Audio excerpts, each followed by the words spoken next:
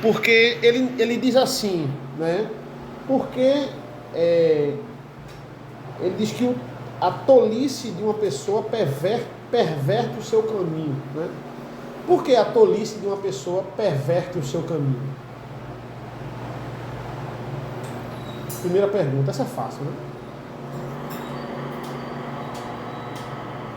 Como é que seria isso na prática?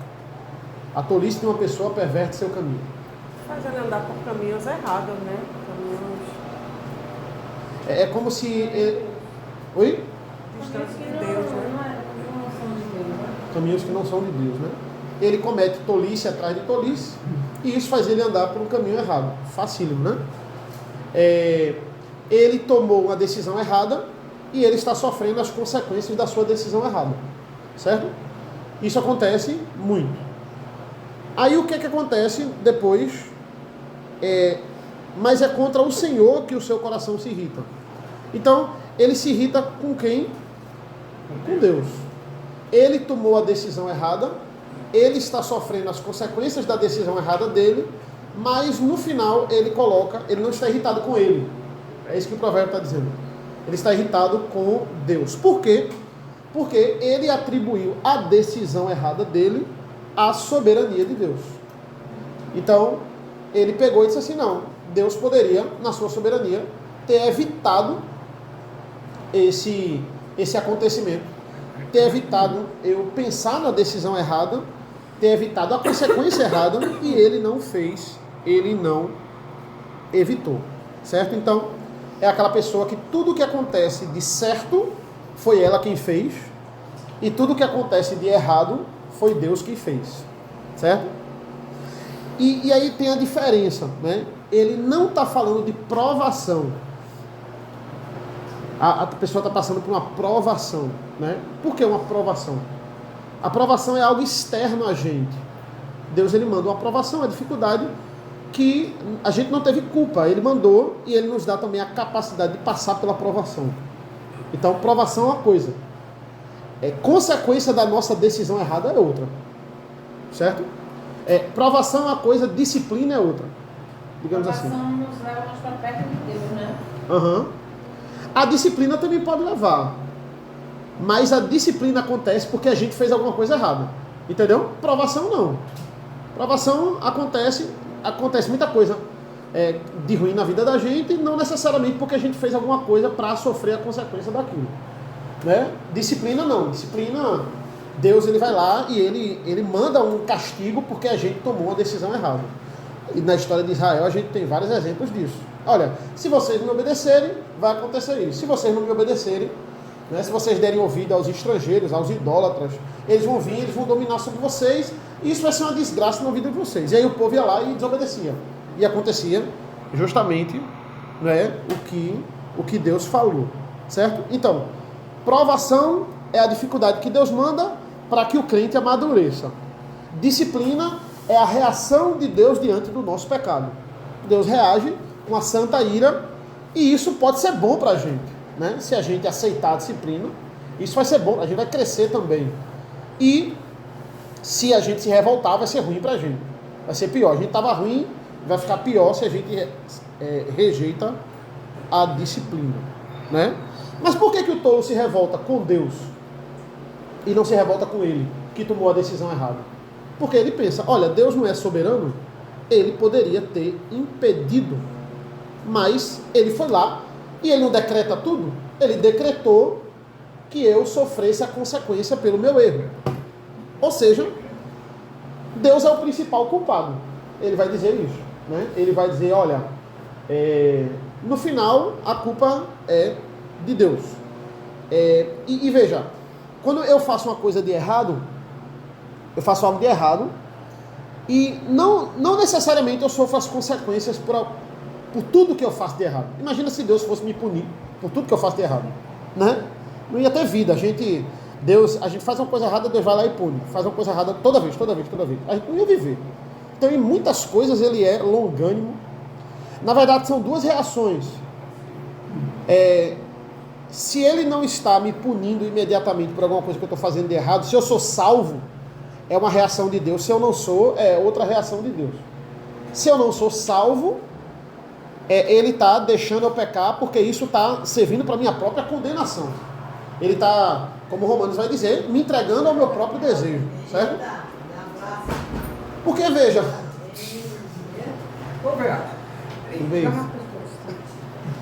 Quando... Isso. Essa igreja estuda muito. Essa não para de estudar, não. Entre os homens, Tranquilo, nenhuma. Então, são duas reações, né? Diante do salvo, Deus ele é longânimo, né? Então, muitas vezes ele está dando tempo para a gente perceber aquela coisa errada e se arrepender. Muitas vezes ele dá uma disciplina para que a gente volte para os caminhos dele e se arrependa. Agora, o ímpio não.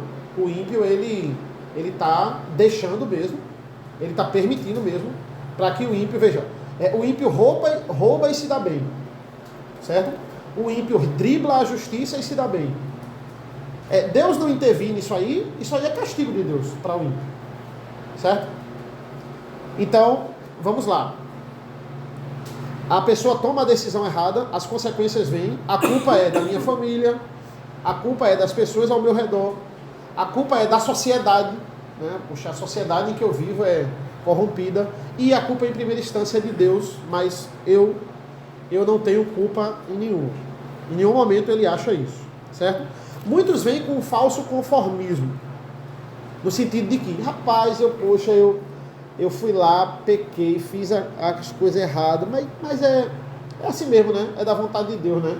Porque Deus decretou todas as coisas, então, sim, louvado seja Deus até pelo meu erro. Tem gente que diz isso, certo? Ó, eu fui lá, errei, estou sofrendo as consequências, mas assim, Deus não decretou todas as coisas, então eu tinha que passar por isso mesmo. Então, assim, tudo bem. É um falso conformismo. De uma forma diferente, você está colocando também a culpa em Deus. Tudo bem, Deus decretou, né, no final, então o meu erro também é decretado por Deus, a culpa nunca é minha de nada. E eis a questão, né? Como é que eu resolvo isso? Porque tudo é decretado por Deus, até a minha escolha errada, ela é decretada por Deus, certo? Deus realmente não poderia evitar que eu cometesse o erro e sofresse a consequência desse erro, porque Deus decretou o meu erro e decretou também a consequência do meu erro. Deus decretou os dois, certo? E aí, como é que a gente resolve isso, né? A culpa, afinal, não é de Deus? Ele não tem culpa de nada disso. O que é que vocês acham? Deus não tem culpa. A soberania de Deus e a responsabilidade humana, né? Agora, como isso se encaixa aí na lógica... Complicado, né? Poxa, como meus alunos fazem essa pergunta para mim, né? Principalmente ali quando eu estou falando em Gênesis. Aí sim, mas Deus não poderia nem ter colocado a árvore lá no jardim. Não podia ter árvore nenhuma para eles desobedecerem. Acabou. Só tinha a árvore da vida, não tinha a árvore do conhecimento do bem e do mal. E aí? Deus colocou e Deus sabia que eles iam pecar. Por que Deus colocou? Né? E no final o homem é responsável pelo pecado dele. Né? Ele sofreu lá as consequências e ele foi responsável. E aí? Como é que a gente fica nessa? E aí, Deus decretando tudo isso, ele não tem uma parcela nenhuma de culpa. Só eu tenho a culpa, a responsabilidade só cai para mim. É isso que o tolo está pensando no versículo 3.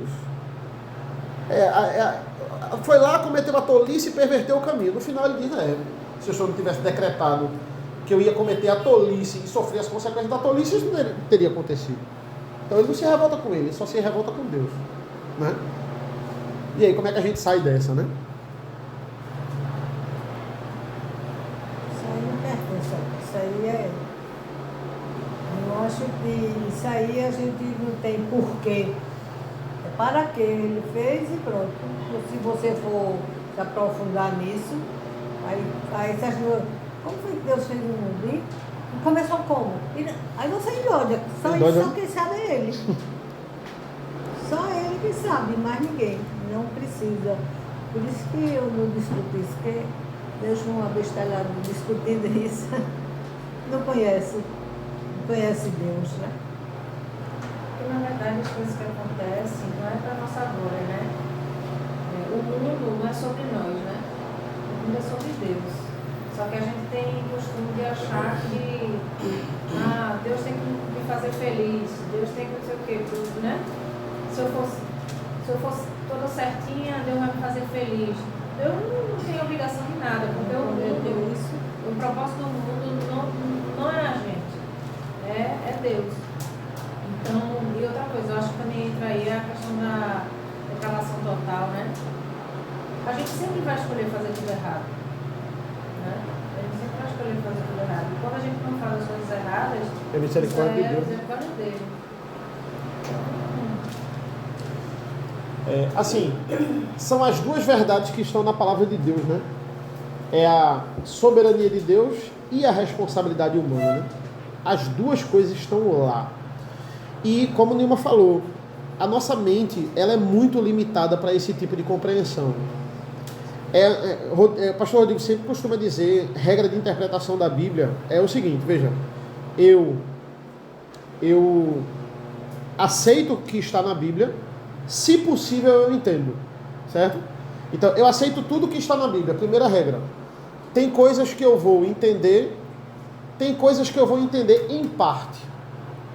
Eu consigo entender em parte, no sentido de quando eu prego lá em Efésios, e tudo que a gente está vendo em Efésios é para a glória de Deus, é aquela velha resposta da conta que Deus faz, né? Deus vê qual é a possibilidade da realidade que Ele criou ser tudo para ter mais glória para Ele. Porque mais glória para Ele vai beneficiar a igreja. Beneficia Ele, obviamente, e beneficia a igreja. Porque a igreja é exaltada junto com Ele. Então Ele faz toda essa conta e diz qual é a realidade onde tudo o que acontece de bem e de mal vai remeter em mais glória para mim. E assim Ele executa dentro da sua providência. A ideia é essa. Mas a nossa mente limitada, aqui na Terra, ela não vai conseguir compreender 100% soberania de Deus e responsabilidade humana. Como essas coisas se encaixam. Não tem como. O risco de a gente cometer uma heresia tentando explicar isso é muito complicado. É o tipo de coisa que só entende por completo na palavra de Deus.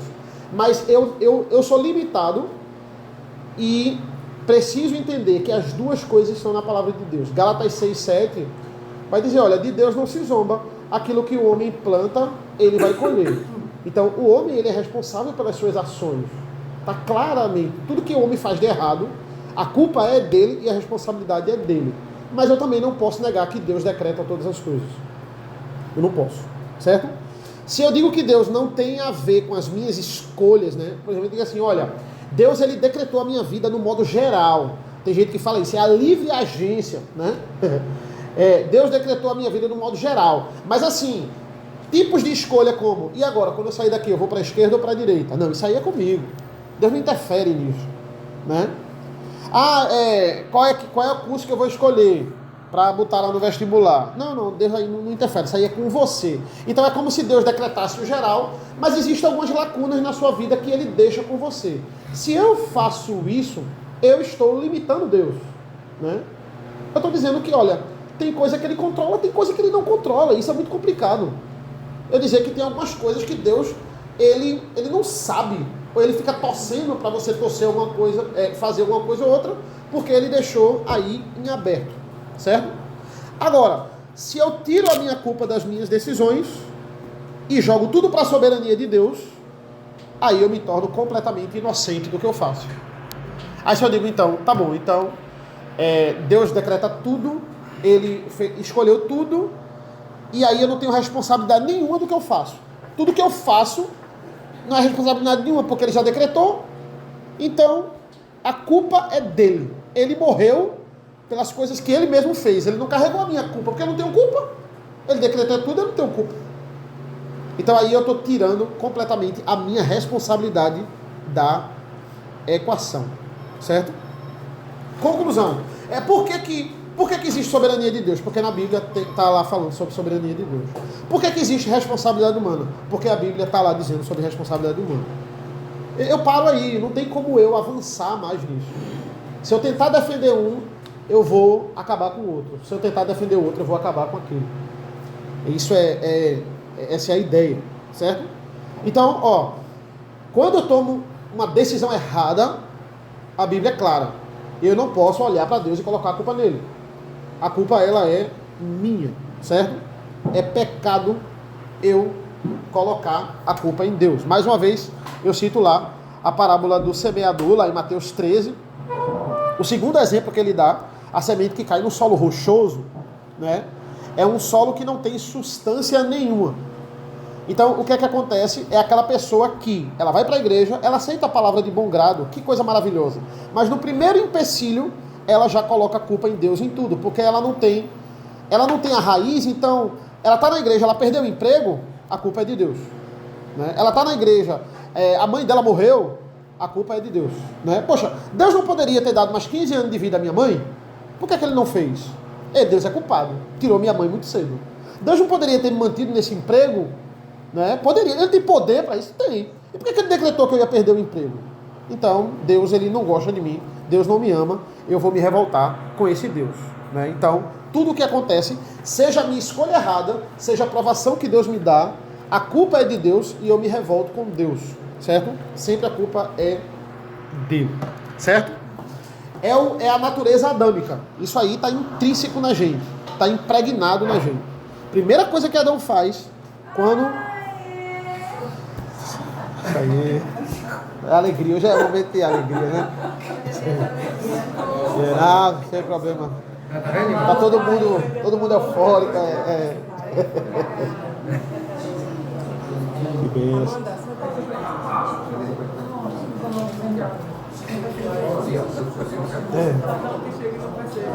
Isso. Vai dar certo. Vai dar certo. Que bom que não é isso aí. Consigo. Mas hoje a gente não vai se estender muito não, hoje é um momento de alegria, né? Então, é exatamente isso, né? Quando a gente chega lá em Gênesis 3, ô Adão, o que foi que aconteceu? Deus não sabia o que aconteceu, eu sabia, mas ele queria que Adão conversasse. Deus, a culpa é do Senhor, né? Porque foi a mulher, né? Quem foi que me deu a mulher? Eu estava sem a mulher. Não, mas você queria a mulher. Não, mas agora que o Senhor me deu e ela pecou, então a culpa é do Senhor. É o que Adão fez na hora. É uma resposta cheia de pecado. Foi o Senhor que me deu, a culpa é do Senhor e dela. A culpa não é minha. É a primeira coisa, é a primeira reação do homem. É tirar a culpa dele.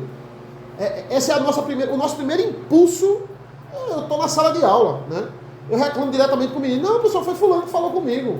Mas você não conversou? Mas foi ele que conversou, ele que veio falar comigo. Mas você não conversou, ele não consegue, né? Mas aí com muitas punições ele vai entendendo, né? Que a culpa é dele. Isso aí é normal. Muita disciplina, né? E entendimento. Recentemente eu estou lendo as obras de Homero, porque está chegando um filme aí, né? Da Odisseia. E Homero é um grande escritor, grande historiador, digamos assim. A história dele é tão boa de se ler. Vai contar a história? Não, vou não. Mas vou nem entrar aqui, mas é porque ele é tão bom escritor que as pessoas pensam que aquilo ali foi verdade, né?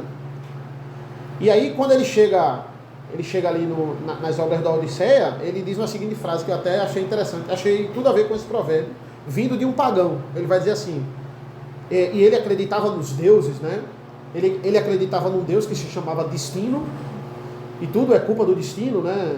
Tudo acontece porque o destino, aí ele bota assim, pobre dos homens tolos, que colocam a culpa no destino pelas suas más decisões, né?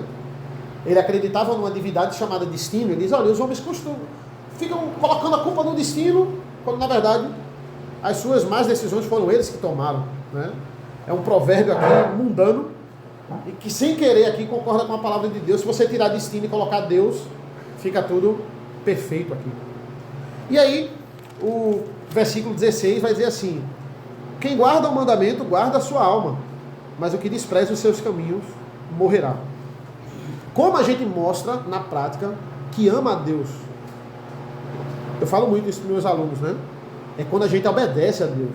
A obediência é a forma prática de mostrarmos amor a Deus. Ou seja, é guardar a nossa alma com os mandamentos de quem? Do nosso coração, que é enganoso. Primeira reação do nosso coração, a culpa não é sua. né? Você fez uma coisa errada. Poxa, como a gente ouve isso? Não, eu fiz errado. Mas, aí vem a justificativa, né? Mas assim, me provocaram também, né?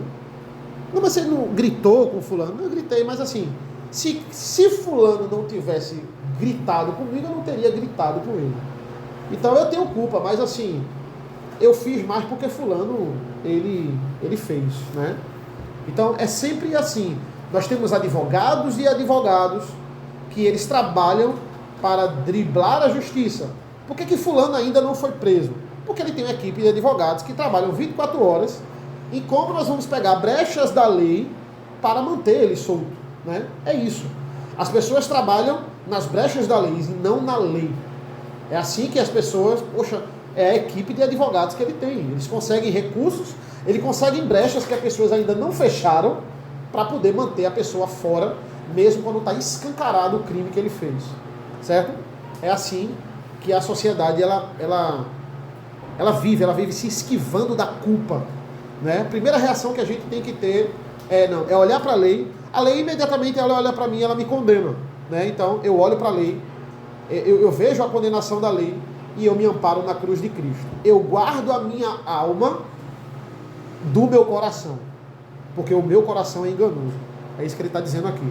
Né? Quem guarda o mandamento na verdade o 16 é uma aplicação do 3, né? Não ande rebelde, colocando sempre a culpa dos outros. Guarde o mandamento, guardando a sua alma, certo?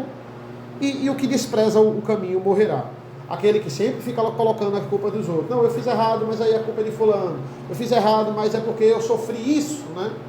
Hoje em dia a palavra da moda é a palavra gatilho, né? Tudo é um gatilho. Não, eu tava quieto, mas aí fulano falou uma coisa que foi gatilho. Pronto, falou gatilho, a culpa já não é mais sua, né? Porque fulano atingiu um gatilho meu, que agora é como se ele apertou um botão e eu comecei a pecar porque ele apertou esse botão. Né? E aí foi gatilho, né? Gatilho. Então a culpa não é mais sua. Lhe provocaram a ponto de, né? Não, eu estou nesse ambiente aqui, está ativando muitos gatilhos meus, né? Então já não é culpa sua, é culpa das pessoas que estão apertando um botão aí que imaginário que está deixando você com raiva. É como a sociedade ela se esquiva da culpa. Irmãos, a gente continua aqui a pegar os diversos temas de Provérbios. Hoje a gente vai tentar focar um pouquinho no que ele sempre está voltando, que é a questão da sabedoria, né? A preciosidade da sabedoria.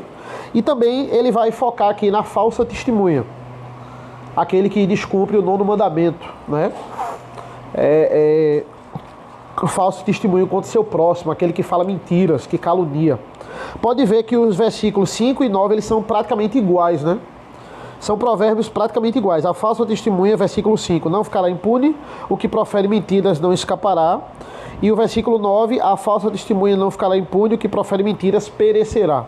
Então, Matthew Henry, ele comentando sobre esses dois provérbios que são quase iguais, ele vai dizer o seguinte: os que podem engolir uma palavra falsa fraudam as suas consciências, de modo que um juramento falso não os fará engasgar.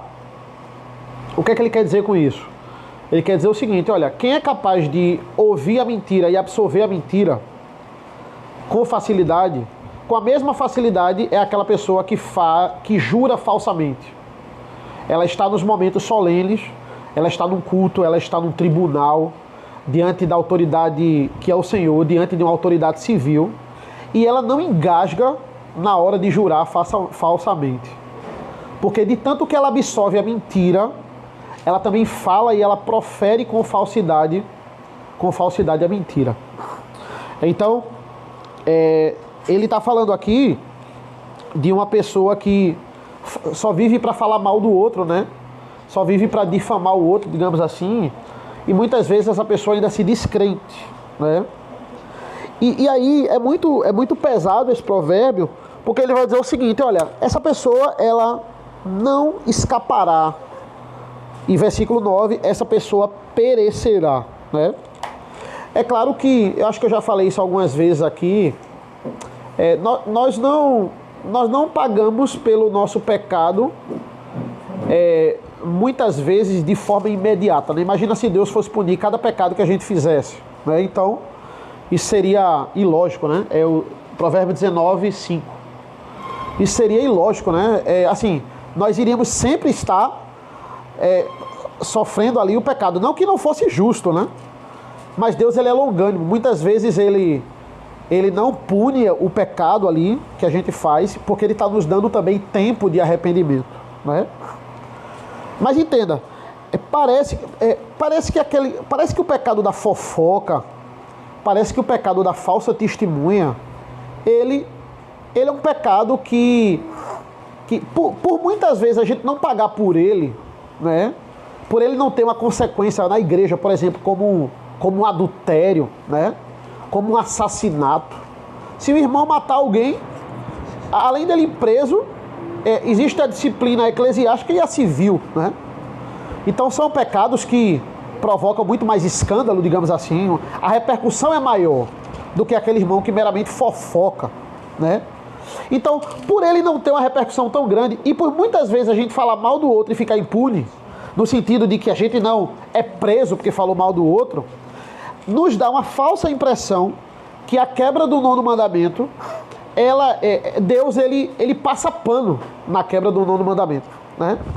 Dá uma falsa impressão de que Deus ele não liga tanto, né? Ele liga para se você adulterar, mas se você falar mal do outro e caluniar o outro e matar o outro com a boca, Deus ele, tá bom, mas também isso aí é demais, né? Parece, do jeito que as pessoas constantemente cometem esse pecado, parece que essa é a falsa impressão das pessoas. Mas ele é muito claro. A falsa testemunha não ficará impune, não escapará, perecerá. O comentarista Bruce Waltke, né, quando ele vai fazer, eu achei muito interessante a ligação que ele faz no versículo 4 e 5. Porque no versículo 4 a gente já viu, ele está falando daquela pessoa que, na hora do aperto, ela não tem os amigos para defender se ela é pobre, né? Se ela não tem muito dinheiro, se ela não tem muitos recursos. Versículo 4, né? Na riqueza, os amigos se multiplicam, mas o pobre até o seu único amigo o abandonará. O Bruce Waltke, ele identificou uma coisa muito interessante. Ele disse que o capítulo 19 de Provérbios dá uma ideia da gente de um tribunal. São termos de tribunal que a gente vê ao longo do capítulo 19. Ele não ficará impune. Ele é a falsa testemunha. Ele vai pagar por isso. Não vai ter ninguém para defender aquele que é pobre, porque ele não vai ter muito amigo. Até o seu único amigo não vai defender. E aí, de forma interessante, fazendo uma ligação com o versículo 4 e o provérbio do versículo 5, ele vai dizer assim, olha, é óbvio que Deus ele tem que intervir na causa do cristão pobre, porque até o seu amigo vai abandonar. Ele não vai ter testemunha para estar com ele ali naquele momento de aperto. E é o Senhor mesmo que precisa estar na causa dele, porque ele vai vingar, né? Ele é que vai vingar, ele não vai escapar, certo? Então, veja, existem aquelas pessoas que elas podem chegar a querer o nosso mal, né? Eu acho que quanto mais famosa a pessoa quanto mais em evidência ela está, mais inveja ela talvez pode atrair para ela, certo? Mas veja, eu como cristão, como eu devo agir diante disso, né? Como eu devo agir diante daquela pessoa que está me caluniando, digamos assim, né? Eu nunca devo agir, isso eu jamais posso fazer, e isso é o que mais dá vontade de fazer. Eu nunca vou poder fazer justiça com as próprias mãos, querer fazer justiça com as próprias mãos. Por quê? Porque ele está dizendo, quem vinga essa pessoa, né, é o Senhor. Fazendo uma aplicação sobre esses provérbios, né, o provérbio da falsa testemunha. Existem pessoas que podem chegar, tem pessoas que eu conheço que ela, ao longo, né, de uma trajetória, digamos que ministerial, tem pessoas que eu conheço que elas me elogiam na minha frente, mas eu tenho certeza que elas falam de mal de mim pelas costas, né? Graças a Deus, pelo que eu sei, não são muitas, pelo que eu sei. Mas é interessante, esse tipo de pessoa, ela me elogia, ela me dá um abraço se ela me vê, mas eu tenho certeza, não pelos que ela me fala, pelas coisas que ela me fala, mas pelo que os outros me falam, que essa pessoa não é uma pessoa muito confiável. É aquela pessoa que você não fala tudo, né? Que você pisa em ovos com ela, porque ela sabe que aquilo que você falar pode se virar contra você. Já tem pessoas que falam mal de você na sua cara. Essas são as melhores, porque se falar mal de você na sua cara, você pelo menos tem a chance de rebater. Pelas suas costas não tem, né? Antigamente, estamos aí completando 4 anos de congregação, né? Antigamente, eita, a família toda aí, ó, quase toda, a metade, né? Nem vi. Antigamente, eu ficava muito chateado quando alguma pessoa falava mal da nossa igreja. Diretamente assim, ou pelas costas, eu ficava muito chateado. Talvez eu não tinha maturidade, né, para lidar com a situação, ou ia querer rebater com a pessoa, ou ficava mal, ou queria fazer justiça com as próprias mãos, com a minha boca, né?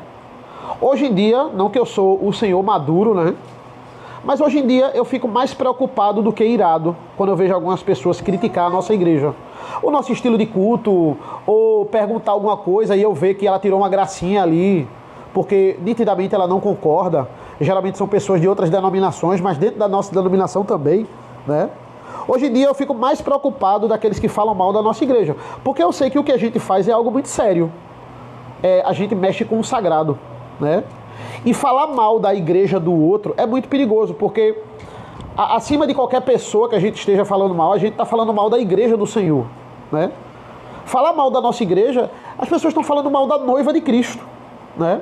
E por que eu fico preocupado? Porque se ele morrer assim, ele não escapará, né? Se ele não se arrepender dessas calúnias que ele fala, ele vai perecer. É de você ligar o alerta e ficar preocupado, né? E de forma nenhuma querer fazer justiça com as próprias mãos, certo? Eu jamais posso julgar assim uma pessoa, aquele pastor falava heresia, aí ele saiu da igreja e foi atropelado por um caminhão, tá? É um exemplo meio drástico aí. Aí pense nisso. Aí você olha assim e diz, tá vendo? Foi atropelado por um caminhão porque falava heresia no culto, né? Eu não posso fazer isso, eu não posso atribuir alguma coisa ruim que aconteceu com ele ao que ele fazia. Pode ser, Deus pode ter punido ele, assim pode. Mas eu não tenho dados suficientes para julgar essa pessoa e dizer, tá vendo? Tá passando por essa doença porque fez isso, isso e isso. Eu acabei de julgar a pessoa, né? De sentenciar. Não aqueles exemplos bíblicos, né?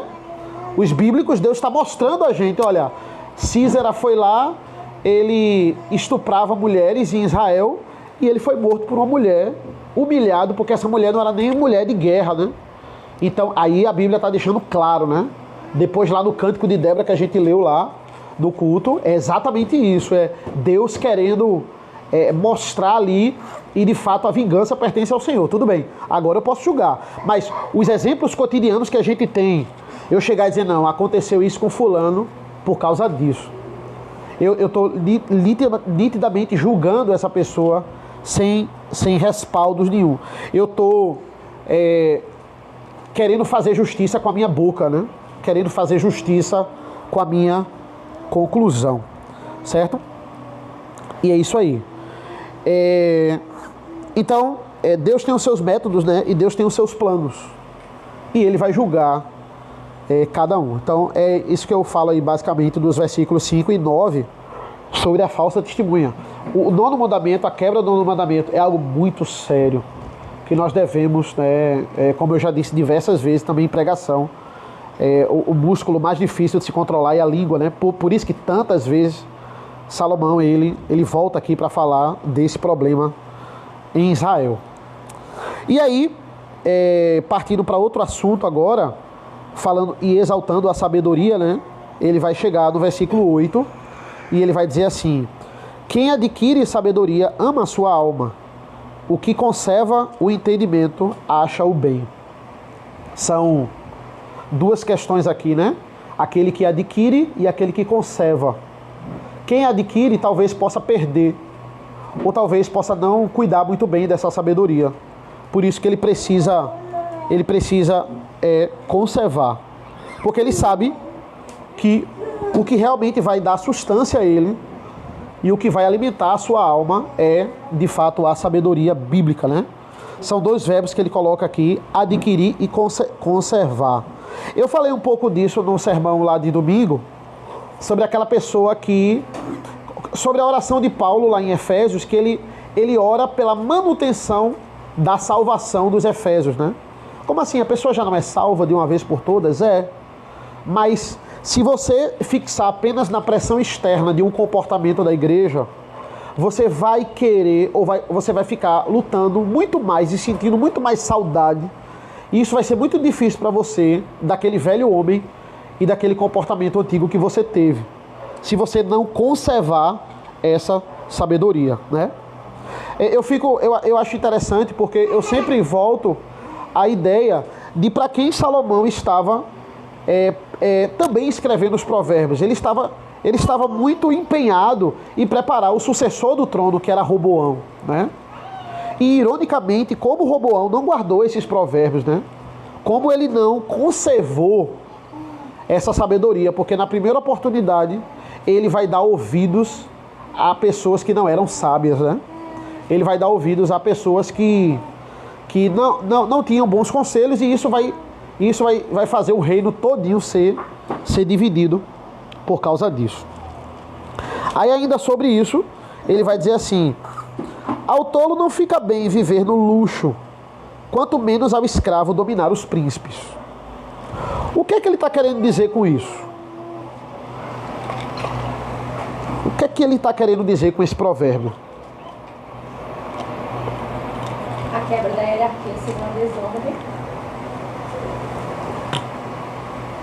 E o que seria aí, no caso, uma quebra de hierarquia, talvez?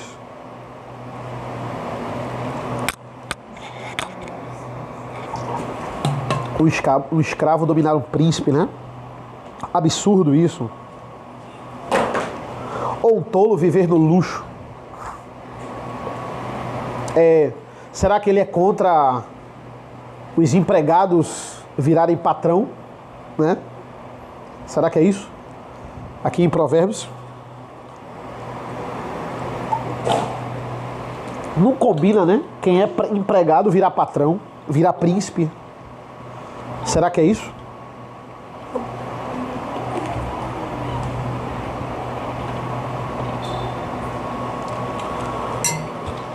Por que não combina o tolo viver no luxo? O que é que ele está querendo dizer com luxo? Alguém tem alguma versão diferente, talvez? A minha fala vida regalada. Vida regalada. Eu acho que quebra a ordem, na verdade, né? Ostentação. Quebra a ordem, né? Se ele não buscou por aquilo, ele não vai colher aquilo. Uhum. Chocaria com outros provérbios, né? A gente vê essa lei da semeadura aí, né? Porque, veja, quando ele fala luxo, ostentação, parece que remete só a termos financeiros, né? Parece que ele está com raiva de ver o tolo com riquezas. Mas não é isso. Essa vida regalada, digamos assim, né? É uma vida folgada. É como se ele não achasse que combinasse. Como é que uma pessoa fora da igreja, ela é muito mais estável, muito mais feliz do que uma pessoa de dentro da igreja? É isso que ele está dizendo que não combina, né? Como é que uma pessoa, no caso aqui de Israel, né? Onde Deus se revelou diretamente ao povo, ela é mais ansiosa, ela é mais desesperada, ela é mais triste. Uma pessoa dentro da igreja é mais triste, mais ansiosa, mais desesperada que um tolo, que uma pessoa que é fora da igreja e não tem esperança nenhuma na vida dela. Não combina isso. Já que o que a gente está ouvindo na palavra de Deus são verdades tão preciosas, né? Não combina o tolo viver alegre, feliz, tranquilo, e o crente não. E o crente desesperado, ansioso por tudo que faz. E ele aprofunda. Quanto menos ao escravo dominar os príncipes. O que é que ele quer dizer com isso? Quanto menos quem não tem um preparo para dominar. Veja, não é qualquer pessoa que pode dominar. Precisa ser. Ele está no contexto monárquico aqui. Quem eram os que dominavam, que eram preparados, né? A sua vida toda, desde que nasciam, para dominar? Era o filho do rei, né? O príncipe. É aquela pessoa. Então, trazendo isso para a questão contextual, contextualizando no caso. É a pessoa que, para ela ser uma líder, ela precisa ser preparada para ser líder. Não combina aquela pessoa que ela não nasceu para ser líder. Ele fala de escravo aqui, quer dizer servo. Quer dizer aquele que é para ser liderado. Tem gente que nasceu para ser liderado, tem gente que nasceu para liderar. E para liderar, eu preciso ser preparado para isso. Veja, em nenhuma forma ele está dizendo que uma pessoa que veio de baixo não pode liderar. Ele não está dizendo isso. Não, uma pessoa que veio do subúrbio, uma pessoa que veio de baixo, ela não pode liderar. Eu tenho vários exemplos bíblicos de pessoas que vieram de baixo e que lideraram. Eu só vou usar um exemplo. Eu estava pensando aqui, o meu juiz predileto, Jefté. Jefté foi uma pessoa que veio de baixo. Jefté era o filho de uma prostituta, né? Foi aquela pessoa que foi expulsa pelos seus irmãos quando seu pai morreu. O filho bastardo, que foi para os subúrbios, foi para Tobi, os subúrbios de Gileade. E era a pessoa mais capacitada para vencer os filhos de Amon. E era inteligente. E tinha excelentes argumentos. E conhecia a lei, né? Deus usou pessoas ricas e abastadas, né? Na palavra de Deus. Mas ele usou também pessoas muito humildes. Então, ele não está falando isso. Ele está falando de uma pessoa que precisa ser forjada. Aí sim, eu não posso botar qualquer pessoa para liderar sobre os outros. Eu não posso botar qualquer pessoa para liderar uma sociedade. Só porque ela veio de baixo, né? São pessoas que elas fazem juramentos. Olha, elas fazem juramentos solenes. E agora em campanha política, agora esse ano, você vai ver um bocado de política entrando em igreja, né? E orando e fazendo juramento. E eles não engasgam, como o Matthew Henry vai dizer, né? Eles não engasgam, eles juram mesmo. Eles juram diante de Deus, eles juram diante do juiz. Eles não estão nem aí para ganhar voto, né? E são essas pessoas que estão no poder. Esse é o mais preocupante. Elas não nasceram para conduzir uma sociedade. E elas estão conduzindo a sociedade, né? Veja como isso é preocupante. Aí só mais 2 provérbios para a gente terminar hoje. Versículo 20 vai dizer assim, parece muito com o versículo 10, o versículo 8, perdão, o versículo 20, porque ele vai dizer assim: ouça os conselhos e receba a instrução para que você seja sábio a partir de agora, né? Ele está dizendo assim, olha, existe muito tolo que virou sábio, né? Então não é tarde para você ser um sábio. Ouça e receba, né? São os verbos aqui que combinam com você adquirir e preservar, né? Ouça e receba e faça manutenção dessa sabedoria para que você a partir de agora seja sábio. É um apelo aqui, né, que Salomão faz. E aí para a gente concluir hoje, versículo 25 vai dizer assim: castiga o zombador e o ingênuo aprenderá. A prudência repreende o sábio e ele crescerá. Perdão, eu li aqui totalmente errado a pontuação, né? Castiga o zombador e o ingênuo aprenderá a prudência. Repreenda o sábio e ele crescerá no conhecimento. Certo? Salomão, de vez em quando, ele usa esses 3 tipos de pessoas, né? O ingênuo, o simples, né? Muitas traduções são traduzidas aí por simples. O simples, o imprudente, que é o zombador aqui, e o sábio. Certo? Então veja, quando eu castigo aquele que descumpre a lei, 2 pessoas vão olhar e vão ficar amedrontadas, né? O sábio e o simples. O simples, ele aprende pelo exemplo negativo do zombador. E o sábio também, de uma certa forma. Porque a lei, por exemplo, civil, você furou o sinal vermelho ou ficou no celular no trânsito, aí você recebe uma multa de 900 e pouco. Você é o zombador rico, que não está nem aí das multas. Você continua a usar o celular. Mas aí você diz a outra pessoa, você diz ao simples, ó, levei uma multa de quase R$1.000 porque estava no celular. Mas eu não estou nem aí, eu infrinjo a lei mesmo. O simples vai dizer, caramba, eu vou me policiar. Por quê? Porque eu não quero levar a multa. E o sábio também. Mas aí o Bruce Waltke, ele vai dizer que existe uma leve diferença no aprendizado do simples e do sábio. Porque ele diz assim, olha, o castigo do zombador e o ingênuo vai aprender a prudência. Ele vai ficar com medo da punição, certo? Repreenda o sábio e ele crescerá no conhecimento. Então é assim, veja, o sábio também está com medo da punição, mas ele usa isso para crescer também. Ele usa isso para dizer, poxa, como foi uma bênção, né? Apesar do exemplo negativo, eu ouvi esse exemplo negativo para eu também ser impactado e não fazer isso. Então, ele pega aquilo ali e ele vê o quanto aquilo é bom para ele. Ele recebe, veja que coisa difícil, veja que coisa rara nos dias de hoje, receber a disciplina de bom grado.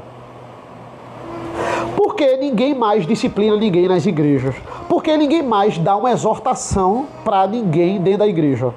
Porque é certeza que se eu falar com alguém, a pessoa vai sair da igreja, porque ninguém tem maturidade nesse mundo de ouvir uma repreensão. Parece que, veja, quem tem que ouvir uma repreensão é a criança. Eu não sou uma criança, né? Aí o que é que o sábio faz? Ele vê isso como uma bênção, porque ele vai crescer. Uma pessoa de fora viu um exemplo errado meu, que eu não consegui perceber, e chegou para mim e falou, isso é uma bênção. Ele tem como uma bênção, né? Frase de Facebook,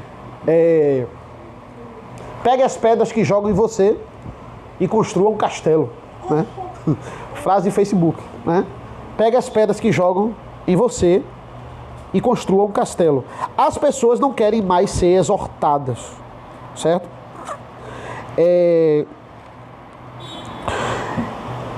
Pense, lá em casa, é bom que ela está dormindo, eu posso falar dela, né? Lá em casa eu tenho outra Eduardo, né? Isabel é outra Eduardo. E é muito interessante, ela fez uma coisa errada, aí eu vou exortar ela, e igual a mim, ela começa cheia de argumentos, né? Ela tem justificativa para tudo, né? E é engraçado porque tem umas horas que eu começo a concordar com ela. Não, é realmente... Aí Mariana diz, 1-0 para Isabel, né? 2-0 para Isabel. Porque eu às vezes sou convencido. Aí tem uma hora que eu quero repreender ela mesmo, não tem cabimento. Aí eu não quero nem ouvir ela. Eu digo, eu não quero nem ouvir você. Eu não quero nem ouvir seu argumento, nada. Porque, olha, é Eduardo convencendo Eduardo. E Mariana fica rindo de mim lá, certo? Pegando esse exemplo, é a mesma coisa você, veja. Quando você ouve uma repreensão, você começa a dar justificativa para você que aquilo ali não está errado. Que aquilo ali é para você fazer mesmo, não tem, que é isso, né? Quantas vezes, a nossa esposa, né, é uma bênção muitas vezes para isso, porque aí a esposa não tem nem vergonha, né? Ela fala mesmo.